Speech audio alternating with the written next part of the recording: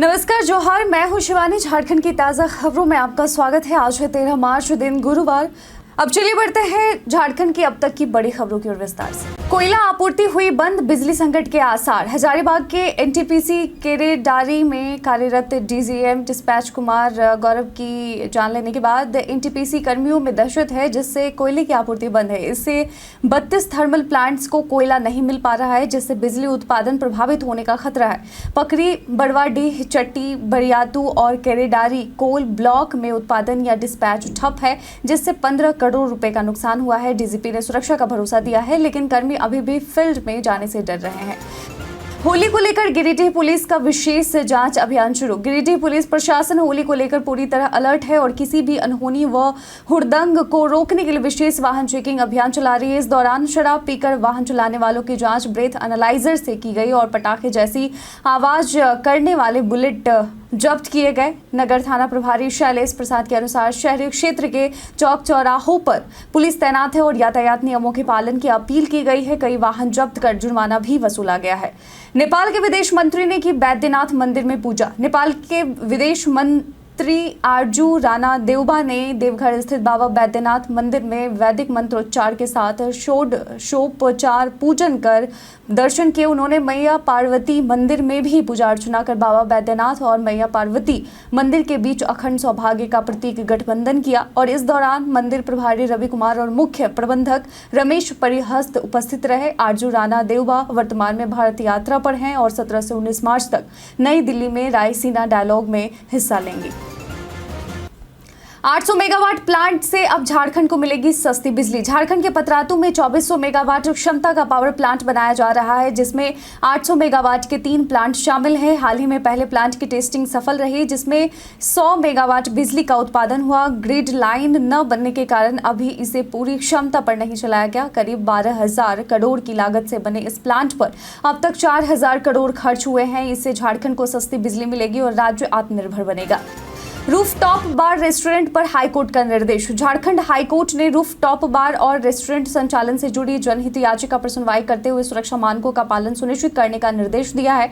अदालत ने रांची नगर निगम को बार रेस्टोरेंट का नियमित निरीक्षण करने का आदेश दिया ताकि अवैध निर्माण पर रोक लगाई जा सके। नगर निगम ने 33 रूफटॉप बार रेस्टोरेंट को लाइसेंस और नक्शा स्वीकृति को लेकर शो कॉज नोटिस जारी किया था, जिसके असंतोषजनक जवाब के बाद उन्हें बंद करने का आदेश दिया गया है। सरकार जल्द नियमावली लाने की तैयारी में है। विद्यालय निरीक्षण में सहायक गौरव वर्मा हुए संतुष्ट। राज्य स्तरीय सलाहकार गौरव वर्मा ने प्रखंड स्तरीय आदर्श विद्यालय नरसिंहगढ़ का निरीक्षण किया और विद्यालय की उपलब्धियों पर संतोष जताया। उन्होंने पूर्व छात्रों के क्लब को सक्रिय करने, बच्चों, अभिभावकों से फीडबैक लेने तथा शिक्षकों और छात्रों की आवश्यकताओं को विभागीय स्तर पर हल करने पर जोर दिया। विद्यांजलि पोर्टल पर सूचना प्रेषित करने और शिक्षकों को पाठ्यक्रम का वीडियो कंटेंट तैयार करने की सलाह दी। उन्होंने विद्यालय और समाज के बीच अच्छे संबंध बनाए रखने पर भी जोर दिया। होली के मद्देनजर अधिकारियों की छुट्टी रद्द, ड्यूटी होगी अनिवार्य। होली पर जिले में विधि व्यवस्था बनाए रखने के लिए धनबाद में सभी अधिकारियों की छुट्टी पर रोक लगा दी गई है। डीसी माधवी मिश्रा ने आदेश जारी कर अधिकारियों को मुख्यालय नहीं छोड़ने का निर्देश दिया है। जिले भर में 400 से अधिक दंडाधिकारी और पुलिस बल तैनात किए जाएंगे। साथ ही संवेदनशील स्थानों पर स्टैटिक मजिस्ट्रेट व सशस्त्र बल रहेंगे। पुलिस ने मॉक ड्रिल कर अनहोनी से निपटने का अभ्यास किया। एसएसपी ने गश्त बढ़ाने और भीड़ भाड़ वाले क्षेत्रों में सादे लिबास में सुरक्षा बल तैनात करने का निर्देश दिया है।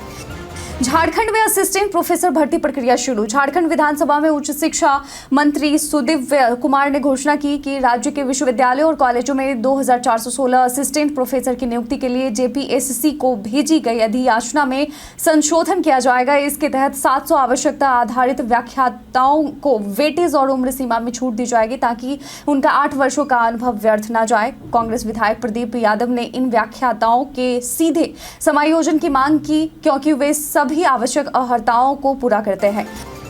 भूमि अधिग्रहण कानून को लागू करने की उठी मांग। झारखंड सरकार ने भाजपा शासन के दौरान लैंड बैंक में जमा की गई रैयतों या भूस्वामियों की जमीन वापस करने पर विचार कर रही है। मंत्री दीपक बिरुआ ने बताया कि कमर्शियल टैक्स लगाने पर भी सरकार गंभीरता से विचार कर रही है।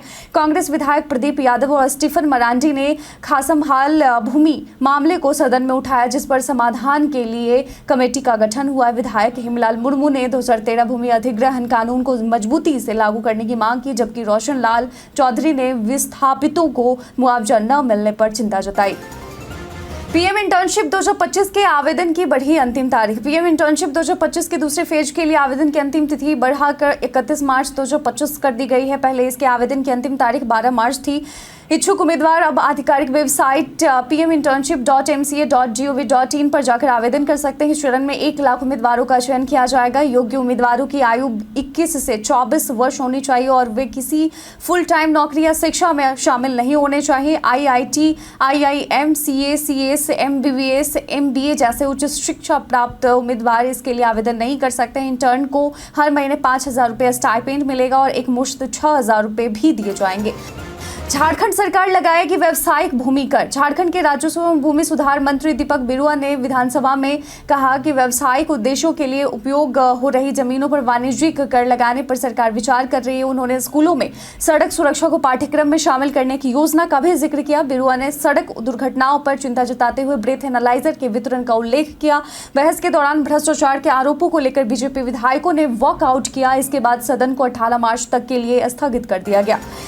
30 मार्च से शुरू होगी दिल्ली देवघर की नई फ्लाइट। देवघर से पटना और रांची के बीच चल रही इंडिगो की उड़ान सेवा यात्रियों की कमी के कारण 1 मार्च से बंद हो गई है और यह सेवा 12 जुलाई 2022 को रीजनल कनेक्टिविटी स्कीम के तहत शुरू हुई थी और जिसमें किराया लगभग 2,000 रुपये था। हालांकि दिल्ली देवघर के बीच 30 मार्च से नई शाम की फ्लाइट शुरू होने वाली है, जो शाम 5:30 बजे दिल्ली से उड़ान भरेगी और 7:40 देवघर से वापसी करेगी। देवघर अब बिहार झारखंड का पहला एयरपोर्ट है जहां 550 मीटर विजिबिलिटी में लैंडिंग संभव है। होली के लिए विशेष ट्रेनों की हुई घोषणा। होली के अवसर पर यात्रियों की सुविधा के लिए रेलवे ने 3 विशेष ट्रेनों की घोषणा की है। टाटानगर बक्सर स्पेशल 12 मार्च को शाम 4:20 में टाटानगर से रवाना होगी और 13 मार्च को सुबह 7:45 में बक्सर पहुंचेगी। वापसी में यह ट्रेन 13 मार्च को सुबह 10 बजे बक्सर से चलेगी और अगले दिन सुबह 3 बजे टाटानगर पहुंचेगी। इसके अलावा टाटानगर, कटिहार और रांची जयनगर के बीच भी विशेष ट्रेनें चलाई जाएंगी जो प्रमुख स्टेशनों पर ठहराव के साथ संचालित होंगी। कोल इंडिया का डिस्पैच लक्ष्य रहा अधूरा। चालू वित्तीय वर्ष 2024-25 में कोल इंडिया और उसकी सहायक कंपनियां अपने कोयला डिस्पैच लक्ष्य से पीछे चल रही हैं। 29 फरवरी 2024 को 69.35 मिलियन टन कोयला स्टॉक में था, जो 28 फरवरी 2025 को बढ़कर 90.56 मिलियन टन हो गया और MCL में सर्वाधिक 11.88 मिलियन टन स्टॉक बढ़ा। निर्धारित 762.14 मिलियन टन लक्ष्य के मुकाबले अब तक 694.05 मिलियन टन कोयला ही डिस्पैच हुआ है, जो लक्ष्य का 91.07% है। उत्पादन के मुकाबले डिस्पैच 1.22 मिलियन टन कम रहा। रेल व्हीकल फैक्ट्री ने 192 पदों पर निकाली भर्ती। रेल व्हीकल फैक्ट्री यानी RWF द्वारा अप्रेंटिस के 192 पदों पर भर्ती निकाली गई है। आवेदन प्रक्रिया शुरू है और आवेदन करने की अंतिम तारीख 1 अप्रैल है। इच्छुक उम्मीदवार इसके आधिकारिक वेबसाइट पर जाकर आवेदन कर सकते हैं। इस भर्ती के लिए जरूरी है कि उम्मीदवारों ने किसी मान्यता प्राप्त बोर्ड से 10वीं पास किया हो, साथ ही संबंधित ट्रेड या ब्रांच में ITI का सर्टिफिकेट हो। उम्मीदवारों की आयु सीमा 15 से 24 वर्ष के बीच होनी चाहिए। अग्निवीर परीक्षा में बड़ा बदलाव, 13 भाषाओं में होगी लिखित परीक्षा। अग्निवीर परीक्षा में अब अभ्यर्थी 13 भाषाओं में से किसी भी भाषा का चयन कर सकते हैं, जो पहले केवल 2 भाषाओं तक सीमित थी। परीक्षा 2 चरणों में होगी। पहले चरण में 100 अंकों की ऑनलाइन लिखित परीक्षा होगी और दूसरे चरण में शारीरिक परीक्षा होगी और आवेदन 11 मार्च से शुरू हो गए हैं और www.joinindianarmy.nic.in पर आवेदन किए जा सकते हैं। इसरो ने युवा वैज्ञानिक प्रोग्राम 2025 के लिए आवेदन शुरू किए। इसरो ने कक्षा 9 के छात्रों के लिए युवा वैज्ञानिक प्रोग्राम 2025 युविका के तहत आवेदन शुरू कर दिए हैं। चयनित छात्रों को इसरो के केंद्रों पर 2 सप्ताह के आवासीय पाठ्यक्रम में हिस्सा लेने का मौका मिलेगा। आवेदन 23 मार्च 2025 तक किए जा सकते हैं और चयन 7 अप्रैल को घोषित होगा। कई कारणों से दर्ज है भारत के इतिहास में आज की तारीख। आज ही के दिन वर्ष 1878 में भारतीय भाषाओं के लिए देशी प्रेस अधिनियम वर्नाकुलर प्रेस एक्ट पारित किया गया था। इसके अगले ही दिन अमृता बाजार पत्रिका को अंग्रेजी पत्र के रूप में प्रकाशित किया जाने लगा। आज के ही दिन वर्ष 1892 में बॉम्बे तानसा वाटर वर्क्स को खोला गया था। आज के ही दिन वर्ष 1963 में विभिन्न खेलों में उल्लेखनीय प्रदर्शन करने वाले खिलाड़ियों को अर्जुन पुरस्कार प्रदान करने का ऐलान किया गया था। जानिए किन कारणों से क्रैश होती है वेबसाइट्स। अक्सर हम देखते हैं कि कभी कभी कुछ वेबसाइट्स क्रैश हो जाती है। जब ये क्रैश होती हैं तब इसे खोलना मुश्किल होता है। तो सर्वर क्रैश होने के कई कारण हो सकते हैं। ट्रैफिक ओवरलोड, जब अचानक यूजर्स की संख्या बढ़ जाती है, जैसे वायरल कंटेंट या सेल के दौरान तो सर्वर उसकी क्षमता से अधिक ट्रैफिक को संभाल नहीं पाता और वेबसाइट क्रैश हो जाती है। सर्वर इश्यूज, सर्वर का ओवरलोड होना या हार्डवेयर फेल्योर के कारण भी वेबसाइट डाउन हो सकती है। इसी के साथ बढ़ते हैं आज के सवाल की ओर। आज का सवाल है, राज्य की एयर एम्बुलेंस सेवा पर आपकी क्या राय है? अपना जवाब में कमेंट सेक्शन में लिखकर जरूर बताइएगा। आज के बुलेटिन में बस इतना ही। झारखंड की तमाम खबरों के साथ बने रहने के लिए देखते रहें न्यूज़ झारखंड और साथ ही चैनल को जरूर सब्सक्राइब कर लें ताकि हमारे आने का नोटिफिकेशन आपको मिल जाए। धन्यवाद।